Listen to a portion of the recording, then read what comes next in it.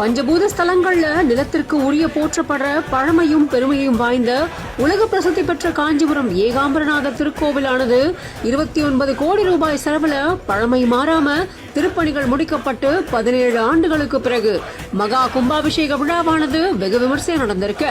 சிறப்பு பூஜைகள் முடிக்கப்பட்டு மேலதாளங்கள் முழங்க, அதிர்வேட்டுகள் வெடிக்க, வேத பண்டிதர்கள் மந்திரங்கள் ஓத, புனித நீர் கலசங்கள் யாகசாலையில இருந்து ஊர்வலமா கொண்டு வரப்பட்டு ராஜகோபுரம் மற்றும் சன்னதி கோபுரங்களுக்கு புனித நீர் தெளித்து கும்பாபிஷேக விழாவானது வெகு விமர்சையா நடந்திருக்கு.